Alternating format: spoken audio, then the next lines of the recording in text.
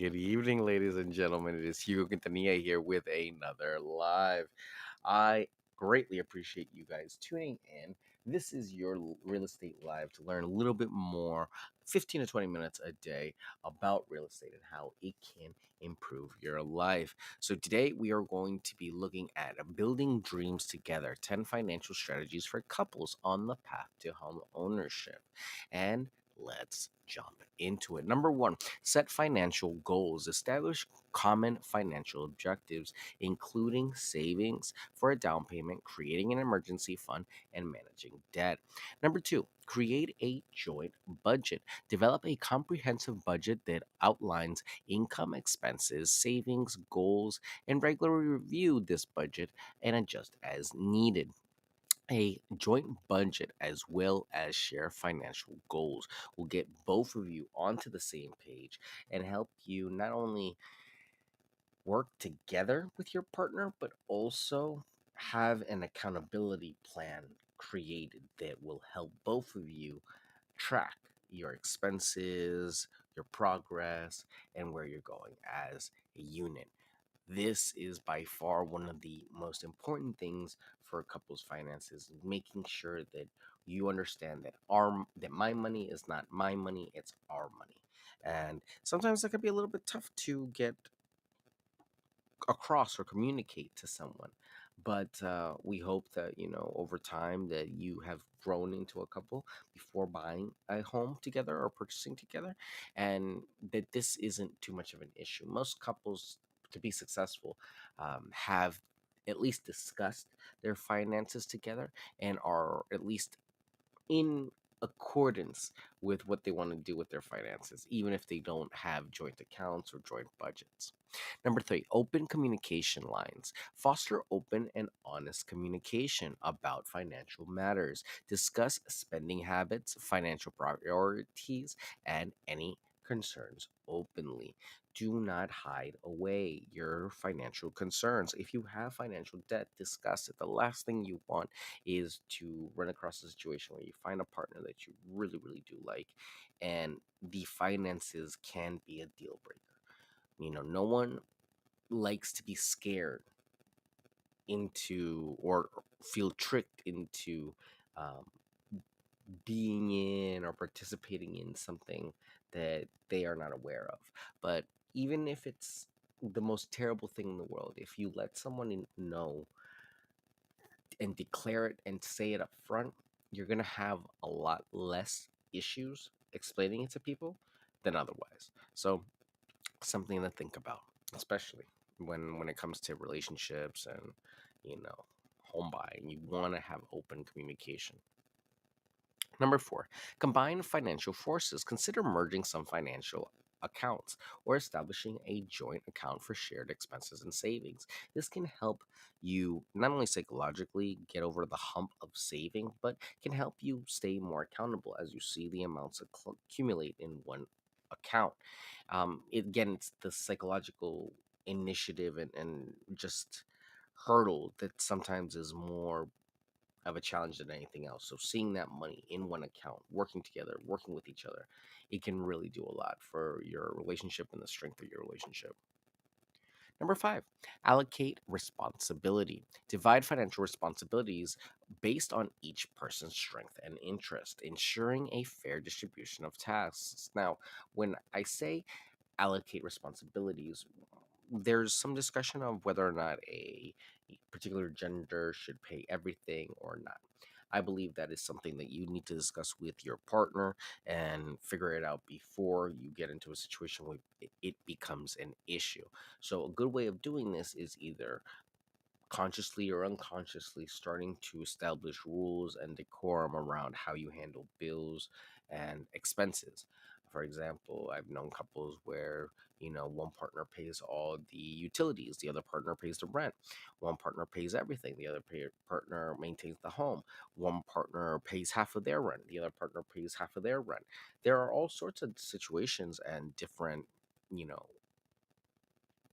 arrangements that there can be when it comes to real estate. So making sure that you have something that works for you and your family and your unit is by far the most important thing. So if that means allocating a certain percentage of the cost to one person versus the other, then so be it. But at the end of the day, it has to work for you so that you all can keep that process and that financial goal going. Number six, review credit reports. This is kind of a scary one because it's almost like reviewing your health record with someone, but with well, just like good health, disclosure and disclaiming is by far one of the most important things you can do with your partner. Number six, review credit scores. Obtain and review credit reports together to identify areas for improvement and ensure both partners have strong credit. If one needs a boost versus the other, this is going to be the point in time where you can really level with your partner and say, hey, I got this going on, I got that going on. Now, if your partner turns around and runs away, then you didn't really have a strong partner to start with. It's really the truth of it. A partner that is unwilling to stay with you because of finances is not really a partner. What they are is someone that's trying to lucrate. Luke. I'm thinking in Spanish, but I it basically the gist of it is someone that tries to take advantage of somebody, um, and you know basically a gold digger in a sense, but not in such a nasty term. Just someone that is really trying to look out for their own best interest. You really want to have all the cards out there because at some point in time this will impact you, especially when you bring together your finances to try to buy a house or to try to go lease a place. Your credit reports will come up and they will be averaged together. So it can be very disappointing when you're applying for places and you can't get it because of your partner. So make sure you're discussing these things beforehand so that it doesn't become an embarrassing or potentially catastrophic issue for your relationship. Number seven, set a savings plan. Some of the most difficult things that couples have to do is, again, get on the same page. And with that, it means not just spending control, but also savings input. Define clear savings plans for the down payment, closing costs, and other home ownership expenses. Regularly contribute to these savings and make it a common practice and habit. This will build up that muscle of home savings, and that will help make it easier to not only save but also get into the mindset of a homeowner and knowing that you have to keep some money to the side because you don't know what will happen in the future. It will greatly impact your financial freedom and peace, but also your state of mind when it comes to your purchases and big purchases coming into the future. And with a dedicated savings plan, I always recommend an emergency fund. Prioritize building an emergency fund to cover unexpected expenses, providing financial stability during the home buying process. An emergency fund can be as big as about a couple of $1,000 to a few months worth of expenses. It really is up to you, but the more you have in your emergency fund, the more peace of mind you will have for a rainy day. So, having a larger emergency fund is not a bad thing, but you do not want to stay stuck in the emergency stage, an emergency saving stage where you're just saving, and never really put any of that excess saving to good use. Because remember, we're trying to build financial freedom, and an emergency fund is great, but saving money will only get us about a 4% return on our investment, and we are looking for more than that on our actual return. So, an emergency fund, though great to have, is not the best way to save your money or build money, but we need to have one because emergencies happen. So, number nine, explore financial workshops. Attend financial planning workshops or courses together to enhance financial literacy and learn valuable strategies for money management.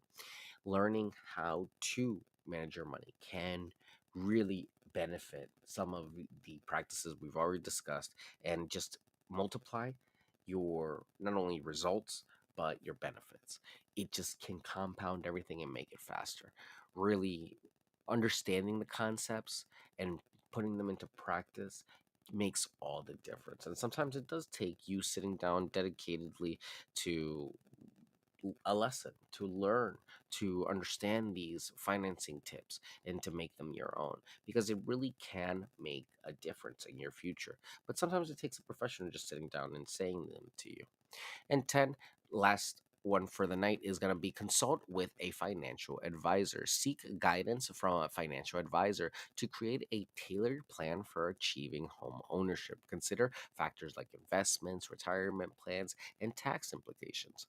Again, with the workshops that are a little bit more broad, a financial advisor will sit down with you, pull out all your statements, look at where money is coming in, looking what money is going out, and will help you establish a plan for the future and for your goals. And it's not fun. It's not great. You have to sit there and listen to somebody else tell you how to spend your money. But if you take the time to invest in meeting with that person, and on top of that, follow their suggestions, your money situation should improve. That's what they're trained to do. So, this has been the 10 financial strategies for couples on the path to home ownership. If you're just tuning in, to recap, number one was set shared financial goals. Number two was create a joint a budget. Number three was open communication lines. Number four is combine financial forces. Number five is allocate responsibilities. Number six is review credit reports. Number seven is set a savings plan. Number eight is emergency fund, create it and fund it. Number nine is explore financial workshops. And number 10 is consult with a financial advisor. Remember, a strong financial foundation is key to a successful home buying journey. By working together and staying proactive with your couple, with your partner, couples can navigate the financial aspects of home ownership with confidence. And a lot of home ownership is precisely that, navigating what does come up. There are always going to be problems, there are always going to be issues, but everything has a solution. The key is for you to take the problem and then work from the problem backwards. What steps do I have to take today to resolve this problem? And that's really the starting point. If you can establish what the problem is, that's already 40% of the problem resolved right there, because establishing and addressing what the problem is will let you see it and then be able to attack it. But you have to see the problem, be able to understand that it's a problem, admit that it's a problem before you're able to actually tackle it and overcome it. That's why we have such a hard time sometimes building that down payment fund, because mentally getting over the hurdle that, hey, this is going towards my future, is tough, especially if there's no one telling you, no one's pushing you, no one trying to hype you up. There are no trophies for doing the right thing, and that's unfortunately the truth of it. So if you would like more information about how to maybe think about the future, if home ownership is something that you might be interested in, if you think real estate might be something interesting for you, I would be more than happy to talk to you about it, because real estate is a great way to make money for a lot of people, but is not the only way to make money. So sometimes it's not the best way for someone that cannot wait the long term, because we're talking about years, we're talking about decades possibly of holding on to properties. But the proof is in the pudding. If you wait and invest and put in the time and the effort, the returns are there. You can see it in moments when we had the lockdown, and everything just went out the window. So opportunities come, and you never know when they come.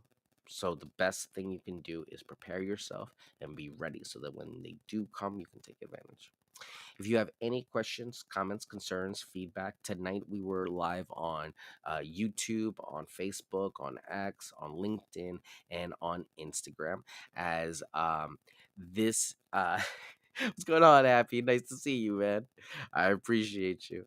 The replays are going to be on YouTube if you guys want to see anything on there. I am Hugo Quintanilla, a licensed realtor in Maryland, but I can help you out nationally or internationally to buy, sell, lease, or invest real estate. It is possible all over the world, ladies and gentlemen. So make sure that you talk to a local realtor or myself to just get a little bit of guidance and on your way. So if you have any questions, comments, concerns, please leave them on your platform of choice. This has been your live Building Dreams Together 10 Financial Strategies for Couples on the Path to Home Ownership. I am Hugo Quintanilla. I will see you all tomorrow. As always, this has been your live to learn a little bit more about real estate every single day. And thank you for tuning in. I'll see you all tomorrow. Take care. Bye.